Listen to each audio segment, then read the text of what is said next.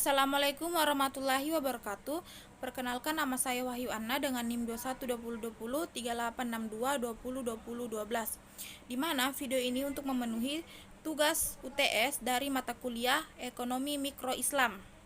Adapun 7 pembahasan dari materi tersebut, yang pertama adalah sistem ekonomi kapitalis dan sosialis, yang kedua sistem ekonomi campuran, yang ketiga sistem ekonomi Islam, yang keempat kebutuhan, keinginan, maslahah, dan utility, yang kelima konsumsi, yang keenam permintaan, dan yang terakhir adalah produksi dalam ekonomi Islam. Pembahasan pertama adalah sistem ekonomi kapitalis dan sosialis. Sistem ekonomi kapitalis adalah sistem yang memberikan kebebasan penuh pada semua orang untuk melakukan kegiatan ekonomi untuk memperoleh keuntungan. Setiap individu memiliki hak penuh untuk mengambil manfaat atas harta. Adapun ciri-ciri sistem ekonomi kapitalis, yang pertama, mementingkan diri sendiri. Setiap orang mempunyai kebebasan untuk bersaing dalam bisnis dengan menggunakan metode guna mendapatkan laba yang tinggi. Yang kedua, hak milik perseorang diakui. Yang ketiga, kebebasan penuh terhadap semua kegiatan ekonomi. Yang keempat, bebas berkompetisi. Dan yang terakhir adalah harga sebagai penentu. Sosialis adalah sistem yang pelaksanaannya diatur langsung oleh pemerintah.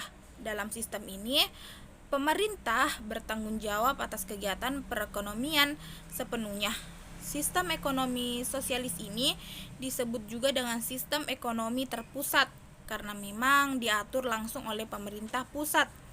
Adapun ciri-ciri sistem ekonomi sosialis itu, yang pertama, alat dan sumber produksi dikuasai negara. Yang kedua, norma adat digunakan untuk mengatur perekonomian. Yang ketiga, penggunaan uang masih terbatas. Yang keempat, kegiatan ekonomi untuk memenuhi kebutuhan sendiri. Dan yang terakhir adalah kegiatan perekonomian berdasarkan mekanisme pasar. Pembahasan kedua adalah sistem ekonomi campuran. Sistem ekonomi campuran adalah yang berjalan di mana pihak pemerintah dan swasta saling berkolaborasi untuk menjalankan kegiatan ekonomi. Ciri-ciri sistem ekonomi campuran, yang pertama, hak milik individu atas faktor produksi diakui, tetapi tetap ada pembatasan dari pemerintah.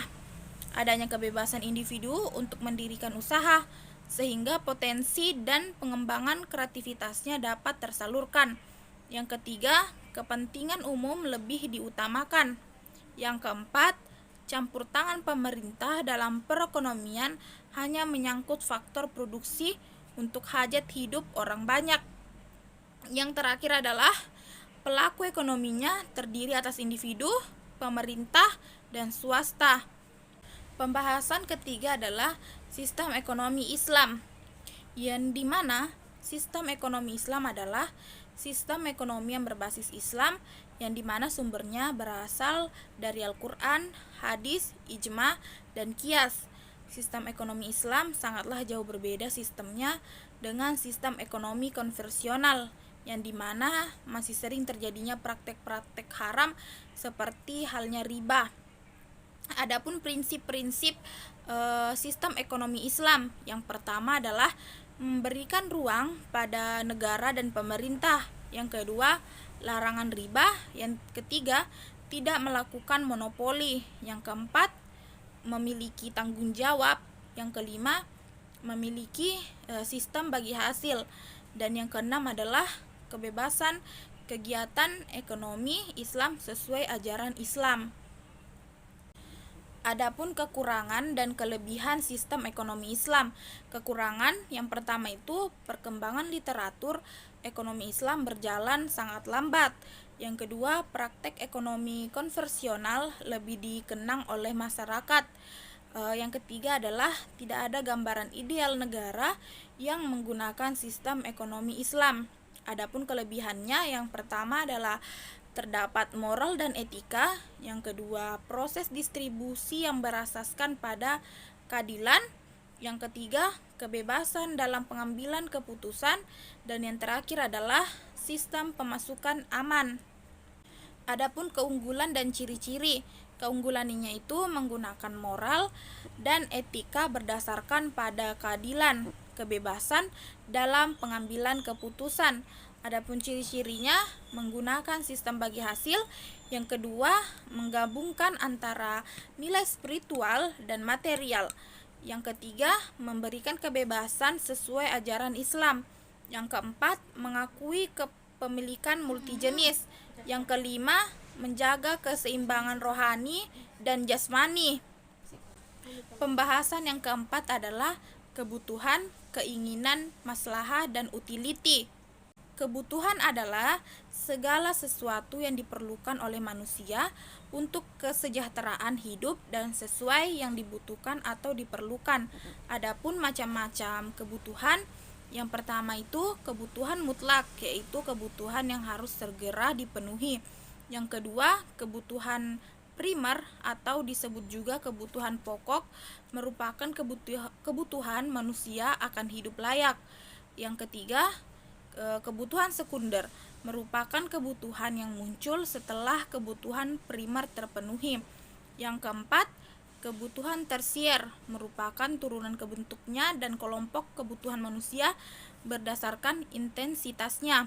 Adapun tujuan kebutuhan itu merupakan hal-hal yang perlu oleh manusia untuk bisa bertahan hidup, juga hal yang diinginkan manusia untuk memenuhi kepuasan jasmani dan rohani. Keinginan dapat diartikan pada perasaan ingin memiliki sesuatu tanpa memikirkan sisi mendesak atau tidak, butuh atau tidak, baik segera maupun di waktu yang akan datang. Kebutuhan bersifat terbatas. Jika kebutuhan sudah terpenuhi, maka sudah selesai. Maslahah merupakan konsep yang dijadikan sebagai pertimbangan utama dalam menyelesaikan masalah-masalah hukum Islam, karena asas yang terkandung dalam maslahah adalah pemeliharaan dari maksud objektif hukum, yaitu pemeliharaan agama, jiwa, akal, keturunan, dan harta. Dan yang terakhir adalah utility atau kepuasan. Tingkat perasaan seseorang terhadap setelah membandingkan kinerja atau hasil yang dirasakan dibandingkan dengan harapan. Jika tingkat kepuasan dan fungsi dari perbedaan antara kinerja tidak dirasakan dengan harapan.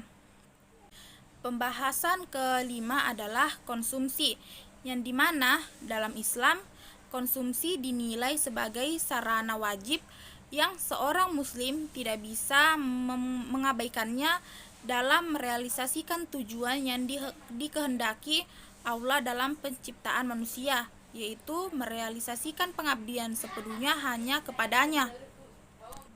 Adapun prinsip-prinsip konsumsi ada 4.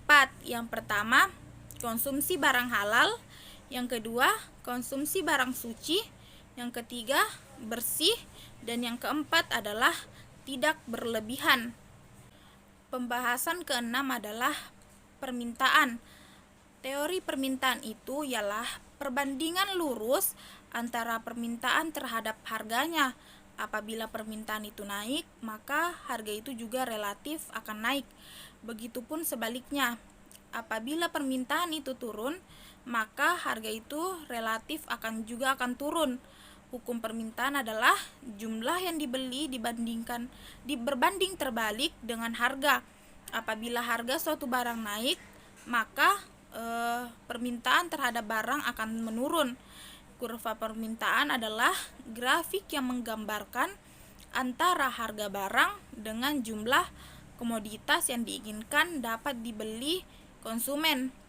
Kurva ini digunakan untuk memperkirakan perilaku dalam pasar kompetitif yang sering kali digunakan dengan kurva penawaran untuk memperkirakan titik ekuilibrium. Pembahasan yang terakhir atau yang ketujuh adalah produksi dalam Islam. Produksi dalam Islam merupakan setiap bentuk aktivitas yang dilakukan untuk mewujudkan atau menambahkannya dengan cara mengeksplorasi sumber-sumber ekonomi yang disediakan Allah Subhanahu wa taala sehingga menjadi maslahat untuk memenuhi kebutuhan manusia. Oleh karena itu, Kegiatan produksi yang berorientasi pada kebutuhan masyarakat luas. Sistem produksi berarti merupakan rangkaian yang tidak terpisah dari prinsip serta faktor produksi. Prinsip produksi dalam Islam berarti menghasilkan sesuatu yang halal yang merupakan akumulasi dari semua proses produksi mulai dari sumber bahan baku sampai dengan jenis produksi yang dihasilkan baik barang maupun jasa. Adapun faktor-faktor produksi, yang pertama faktor produksi tetap adalah faktor produksi yang dimana jumlah yang digunakan dalam proses produksi tidak dapat diubah secara cepat bila keadaan tergantung pada jumlah produksi. Adapun faktor yang kedua adalah faktor produksi adalah yang jumlah penggunaannya tergantung pada jumlah produksi.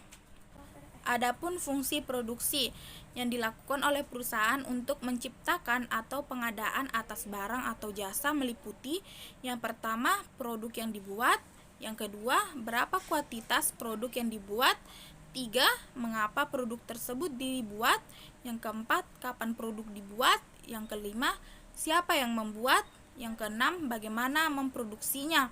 Adapun dampak produksi bagi seorang muslim, adanya mata pencaharian halal bagi semua seorang muslim agar ia mampu menopang kehidupan sendiri dan keluarga. Yang kedua, terpenuhinya unsur yang suplai dan demand bagi masyarakat dengan adanya produksi tersebut. Baik, itulah penjelasan materi yang sempat saya bawakan. Lebih dahulu kurangnya mohon dimaafkan.